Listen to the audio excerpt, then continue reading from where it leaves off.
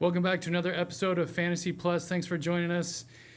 Super Bowl champ Seahawks, we're celebrating today, this week. Good for you. Yeah. Yay. Hey, someday, one day, you guys will Never be in back. my life. Never in our lives. Ever. Not even close. Your What do you teams mean? have been there before. Phil, how old are you? How old are you? I was 5 the last Okay. time the Raiders made it to the Super Bowl. Do you remember that? No. Yeah, so the Bears have never won the Super Bowl in my lifetime. It's a combined 60 years of failure on this side of the screen. So good for you, man! Yay, Yeah. you did it.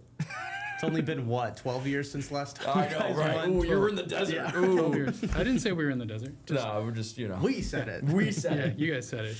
Great. Now we're going to be the Chiefs of the NFC.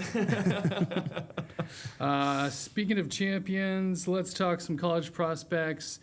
There was a big winner about a month ago. Century of futility is forgotten. The Indiana Hoosiers are the kings of college football. So, national champion Indiana Hoosiers, they won. But who won their stock in the draft? Alec, Phil, here as always. Finally get to talk some draft prospects, guys. I know Alec is excited. We're going to be mocking the drafts today. We're not making fun of the drafts, just kind of a clever play on words of those mock drafts, those early mock drafts of the 2026 NFL draft class. I want to warn everyone. This is the mock draft part where nothing really matters because we have to go through the combine, we have to go through pro days, and so much happens. The athletic freak who you think should go number 2 might go number 12 because he has a terrible pro day or some news comes out. The mock draft, the draft season is its own season. I mean, this is its own kind of hype train that starts from the end of the Super Bowl, even before the Super Bowl, really, to draft night in late April. So this is like us talking about week 2 in the NFL season. There's so much that will happen. Right. And that's kind of what's fun about draft season. There it is. Boom. Yes. Here we go. We just have to keep using this for the rest of the offseason. I mean, that's the plan. Right. That's the plan. All right, let's start with the top players that are going to be fantasy relevant. So your position players. Here's the list, the top 5 of that list. Mendoza, the quarterback from Indiana. Carnell Tate, Ohio State wide receiver. Jeremiah Love, running back from Notre Dame. Makai Lemon, wide receiver USC.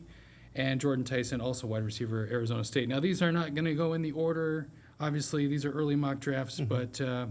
They might.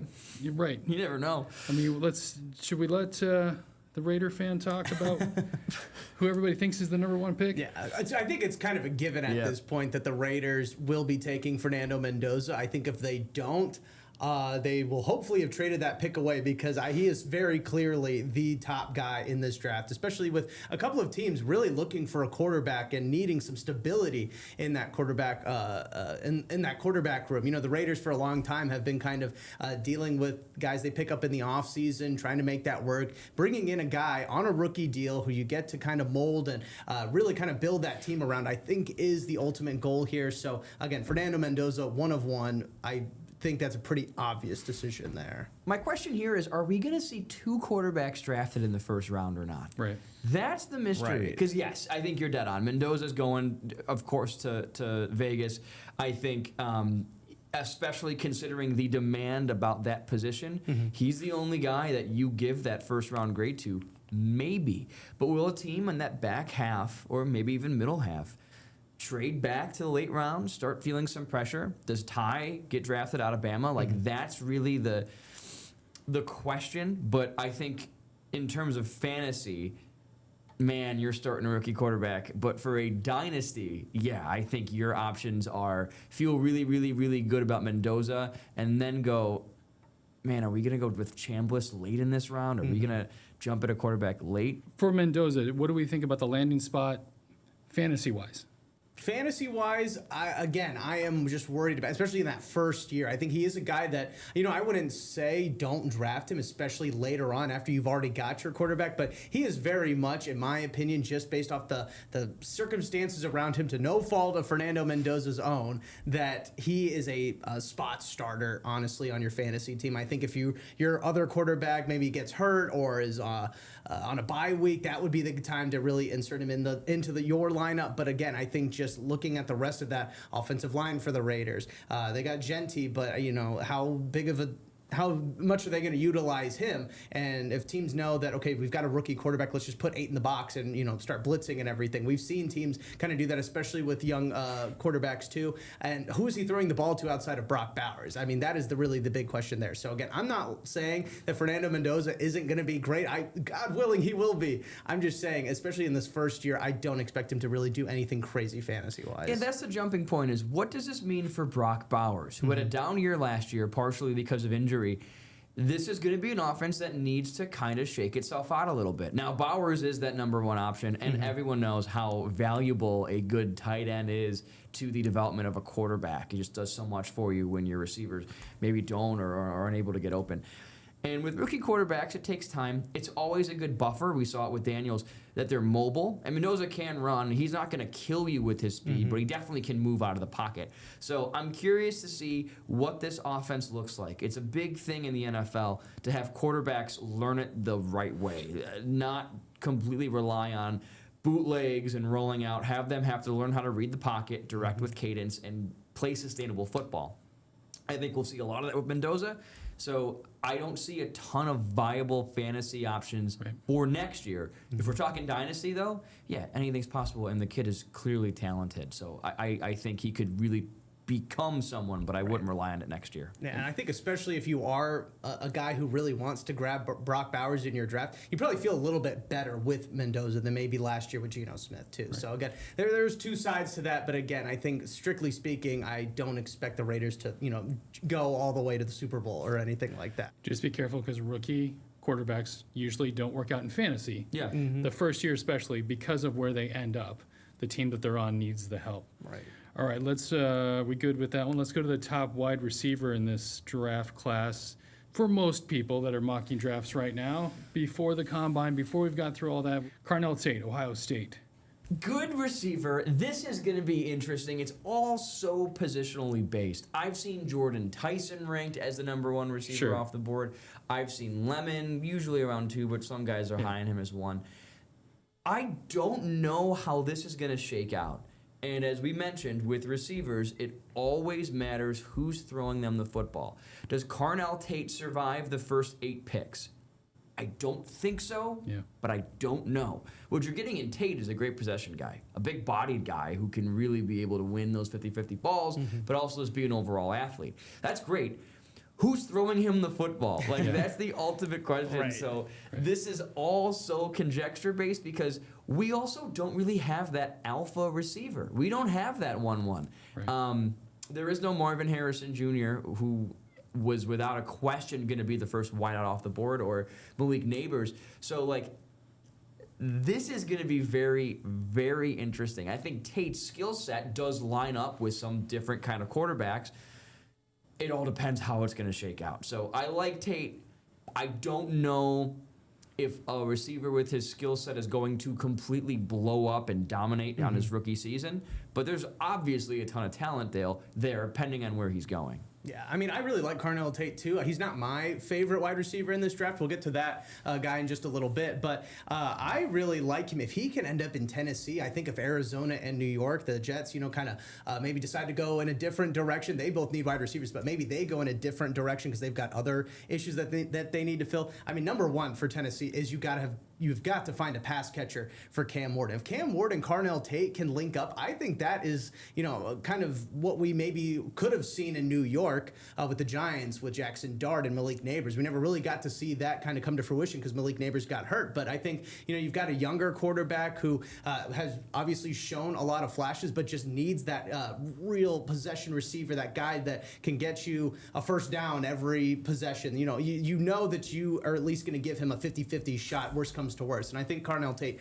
does provide that to them. I really do like him going to Tennessee. I think that would be the pick for Tennessee. And then he would be a guy that, you look at an Ibuka, for instance, with the Tampa Bay Buccaneers, a guy that maybe you're picking up later in the rounds, but you pick him up based off the upside of him. And I think Carnell Tate could be that guy for you. Yeah, the early mocks have me either going 4 to Tennessee or 5 to New York. Yeah.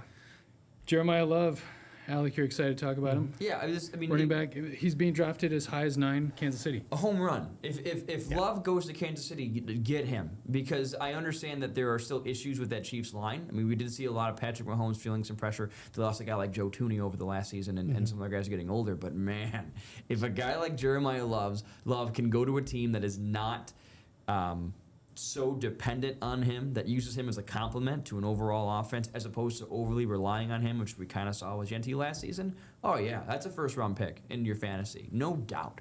I think he is kind of the only, and I think we see it on this graphic, the only real running back you wanted, a team wants to draft in the first round. It's kind of a shallow running back class, at least when we're talking about top-end talent. Right. So there's always a demand for running back, too, in fantasy. Guys go hurt. Guys' windows last 4-5 seasons. So I don't think you are out of your element drafting Jeremiah Love. I'm old enough to remember when Clyde Edwards-Helaire was a first-round pick.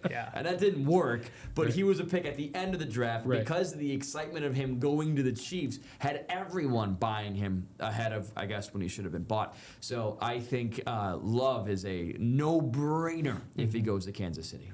Yeah, So the talent is there. The spot matches. Go ahead. Go ahead, Phil. Yeah, no, I also agree. I think if he's available, Kansas City is going to jump on that. And again, what has been the one real big caveat to the Chiefs' offense over the past couple of seasons? It's the fact that they really do struggle to run the ball. Part of that is the offensive line, but mainly it is just finding that consistent running back presence. And we've seen Jeremiah Love really just kind of be the workhorse for Notre Dame over the past couple of years.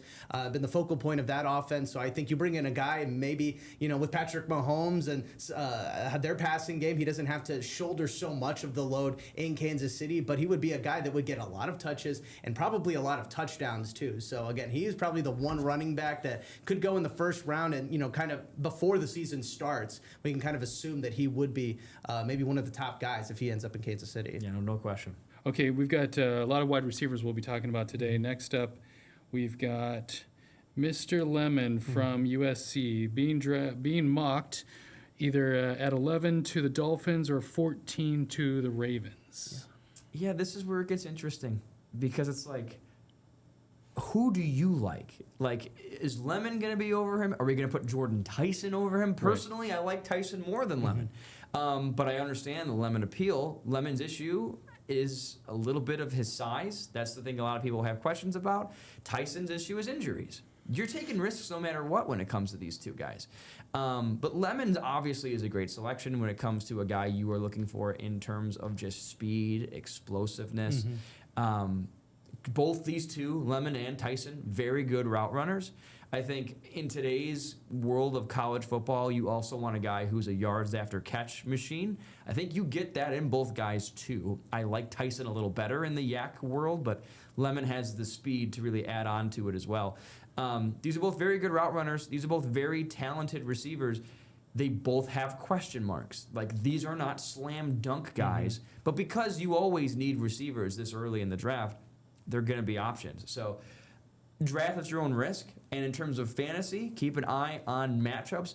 Tate, I do feel, is a little more matchup safe when it comes to who their quarterback is. I do. I think a guy who has that solid hands, who's that much of a target just in terms of size and athleticism, can succeed almost anywhere he goes.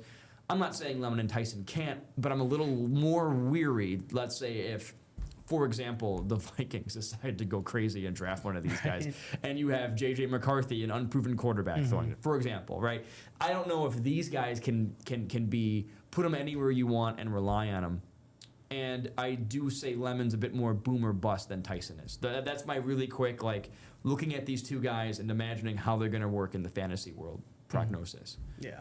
I think the floor is obviously a little bit higher for guys like Tate and Tyson, but I feel like the ceiling is so much higher for a guy like Makai Lemon. He's honestly my favorite receiver in this draft, and if he could go to a team like Baltimore, for instance, and be that pass catcher for Lamar Jackson, I mean, that is just fantasy points galore. So that would be like the perfect fit for him, I think. Obviously, yeah, the size is a big question mark, but I think, with how well the Ravens have always is run the ball. You just put him on the outside, he might end up getting single covered a lot of the time if you're in some of those heavier formations and everything like that, and kind of getting the opportunity to cook a cornerback and, you know, get open down the field. So I really like him in Baltimore. I think if that is the stars all align and he ends up there, I think that could be, again, another rookie that you maybe even take a little bit higher up than maybe you're more comfortable with. When you're looking for receivers to draft any year, especially rookies, go through their scouting reports, see who's the route runner, see who's the guy who can run routes well, because that's not only just effort, but ability to understand a playbook, which is huge for playing time and snaps. If a guy can get out there and get trust from his coach, all of a sudden plays are drawn up for him. All of a sudden you're seeing way more success early on. And I'm kind of talking under a redraft format. So you want success now. Right. It's one of the most important traits a receiver can have, and I think one of the best ways to bet on long-term success. Tyson being mocked either to the Rams at 13 or to the Saints at 8. Forget the Rams. Yeah, the Rams. I know. It's frustrating, especially. I thought it was like a couple years ago they had 0 first-round picks for like the next 20 years or something that. Yeah, I wish they didn't have any picks. All right, let's take a break. We'll come back with 5 more players that are coming into this 2026 NFL class. We'll be right back.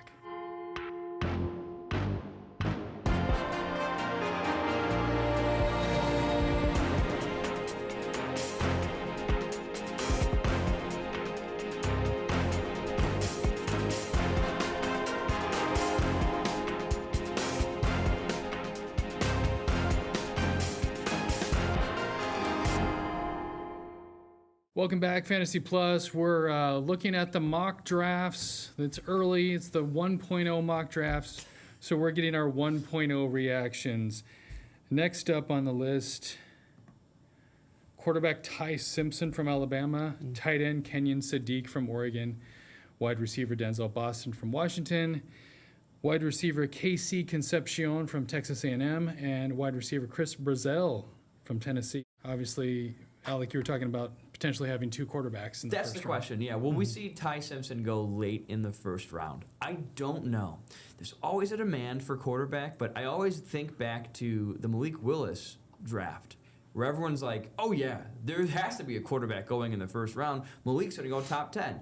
Guy goes day 2. Yeah. I just think I don't think so. I think if the season ended halfway through for college, Ty would be picked in the first round. He had an awesome half of that season, but then kind of fell to earth a little bit. We saw a little bit of cracks. So, I think the success of Tyler Shook has taught everyone that, you can wait on these guys a little bit. You don't have to run up and draft these guys if you can get lucky in the second round. That might be just better for your draft capital. So I think we do see Ty fall to day 2, but I don't think he survives the second round.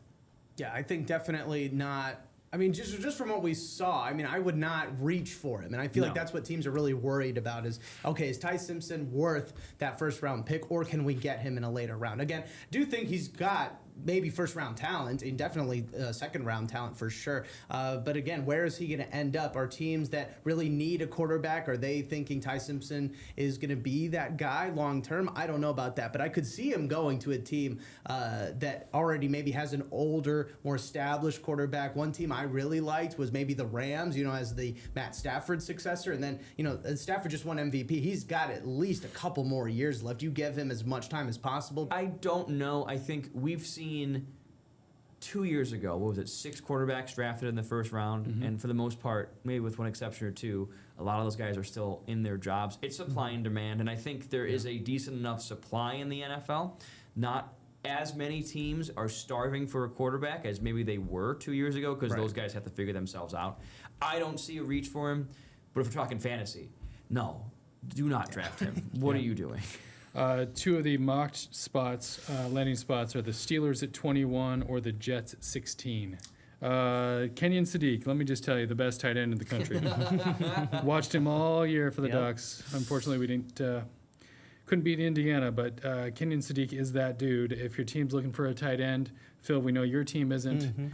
Alec, it seems like your team is set. We're okay. It'd be great if he drops to 32. I'm just going to say that. Thoughts on Sadiq? Yeah, he's not dropping at 32. Sadiq is, I think we're seeing it every year now. The just super athlete, freak tight end who can do it all and has size and speed and is the complete package. That's what Sadiq is. Last year we had Tyler Warren and Colson Loveland who fit that idea. Brock Bowers. Like, it feels like once a year you're getting that guy, and for the most part, teams are pretty happy when they get that guy. Sadiq, I think it all depends on system, of course. I love him to the Panthers. I think that's a perfect fit. Late, mid, first round, a team that's starting to find stride could really get a guy who could not only take pressure off of an emerging great receiver in Tet, but also make a name for himself. I love him there, and I think it's a no-brainer to draft him late in your draft because these rookie tight ends usually are hovering around there. Just because tight ends is a really tough position to have immediate success in, but it also is a position where you are rewarded if you're patient. Think about Tyler Warren and Colson Loveland this last year. Loveland more so because Warren had more of a front-loaded season while his quarterback was healthy. But you wait long enough, and a team can really start to use a guy like that once he gets those rookie jitters out. I see a very similar path for a guy like Sadiq. No, I mean, I want to make sure that I am stating the case. I'm not just copying Alec. I did have Sadiq going to the Panthers as well, because I think that is just, again, one of those match made in heavens, because, again, you don't have, or kind of like the Jeremiah Love to Kansas City thing, you've got a need, obviously, and you're not reaching, I feel like, by 19, you draft a tight end, that is right around the time that maybe you should, and I like Carolina's defense a lot.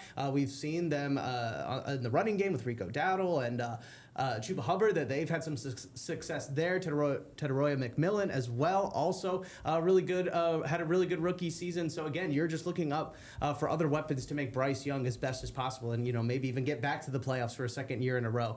Yeah, he's being mocked to Philadelphia at 23 or 15 to the Tampa Bay Bucks. That's a pretty wide range. Yeah. I'd rather see him go to the Panthers. Panthers would be great. And we do see, like, I think back to last year where we saw both Warren and Loveland go before pick 11. Like, there is a heavy, pick 15. There is a demand for those guys. He might go early. He might go to the Bucs. I can see that happening. Yeah. If you do not start him week 1. No. What are we doing? No. But hold on to a tight end because before the year is over, he might be your starter and he might win your league for you. You could have a Loveland or a Kraft situation. We know you're a big fan of Tucker Kraft. Yeah. He's one of those guys I'm really excited to watch in the combine because he is just like an athletic freak. Combine freak and a good football player. It's a perfect. He's excellent. Yeah. He's going to move up the draft boards. All right, next up, Denzel Boston, Washington, wide receiver. I think I heard the stat in his 4 years at Washington, he had 4 drops. Yeah. Something like that. He's a surefire catch wide receiver. This guy is excellent for your fantasy team because this guy is a red zone target. This guy is a sure-handed boundary guy who can get you points. Now, that does make you a little boomer busty, for sure. But I think this is a great flyer to take because he won't go past. I mean, you'll see him on your boards, I'm just guessing mid-round, 7th, 8th, 9th round in the draft. So he's a great flyer to take. And these guys, kind of all 3 of them, and we'll go into deeper detail on the other 2, are in a great spot because they're going to get drafted by maybe playoff teams, by teams with an offense already. Right. So, like Boston, I love him in Buffalo. If he makes it that long, perfect. The Keon Coleman experiment, not so good. Let's try it again with a guy who Josh Allen can rely on in the end zone. I even like him more though in like San Francisco because in the red zone, Josh Allen can do Josh Allen things. I think the Niners need a bit more of a system and another option in the red zone, and he's perfect for that. He's not just a red zone guy. He's a smart, disciplined football player. He won't kill you with his speed. Don't expect a burner or a crazy yak guy, but expect a sure-handed receiver with a couple chances to have huge weeks for you if you draft him. Yeah.